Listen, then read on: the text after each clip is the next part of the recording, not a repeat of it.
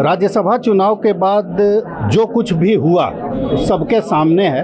अब कांग्रेस नीलकंठ की भूमिका में खुद को बता रही है। हमारे साथ राधाकृष्ण किशोर जी हैं, वित्त मंत्री हैं। आप ही ने कहा कि नीलकंठ हो गए, मतलब ये हालत क्यों? मतलब आप समझ रहे हैं नीलकंठ हो गए, मैंने तो कहा कि विष पी लिया है। अब कांग्रेस पार्टी विष पी ले रही है, इसीलिए विष पी रहे हैं कि राज्यसभा का एक चुनाव हमारे गठबंधन को प्रभावित नहीं कर सकता है। हमारा लक्ष्य बहुत बड़ा है। हमारा लक्ष्य सिर्फ एक चुनाव जीतने मात्र का नहीं है। यद्यपि कि होने के बाद भी हम क्यों हारे, इस बात की समीक्षा होनी चाहिए, ये भी मैंने अभी प्रेस कॉन्फ्रेंस में कहा है। लेकिन भारतीय जनता पार्टी को कोई अवसर हम नहीं देना चाहते। एक बहुत महत्वपूर्ण सवाल ये है कि शुरुआत, आप लंबा राजनीतिक अनुभव है, बहुत लंबा चौड़ा क्वेश्चन नहीं पूछेंगे। मुख्यमंत्री अगर शुरुआती दौर से चाहते आपके प्रत्याशी को अपना प्रत्याशी बनाना, तो आज ये दुर्गति होती? मुख्यमंत्री जी ने चाहा, मुख्यमंत्री जी की पूरी इच्छा थी कि कांग्रेस पार्टी का उम्मीदवार यानी कि महागठबंधन का दोनों उम्मीदवार चुनाव जीते।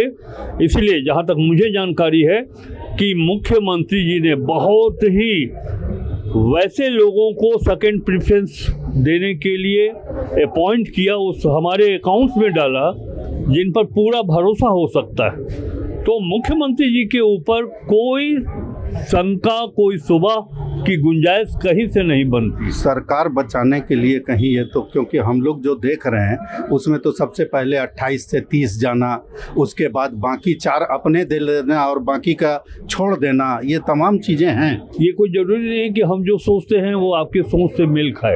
आप क्या सोचते हैं ये आपके ऊपर निर्भर करता है। लेकिन मैं फिर इस बात को दोहराना चाहता हूँ कि मुख्यमंत्री जी हृदय से, मन से, कर्तव्य से, वचन से चाहते थे कि दोनों सीट महागठबंधन की झोली में है। इस लिहाज से तो सरकार यहाँ जैसे चल रही थी, महागठबंधन जैसे चल रहा था, चलता रहेगा। आपको मैंने तो कहा खोल करके कि महागठबंधन की सोच, पॉलिसीज, एथिक्स पर कोई इसका असर नहीं पड़ने वाला है।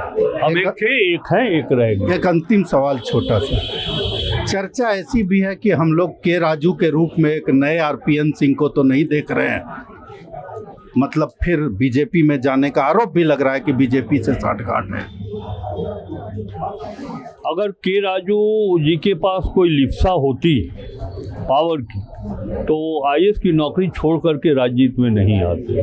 मैं समझता हूं भी तो राजा, मैं अब वो राजा थे, क्या थे, राजा कब पलटी मारते हैं ये आपसे इतिहास नहीं छुपा हुआ है, हमसे भी नहीं छिपा हुआ है।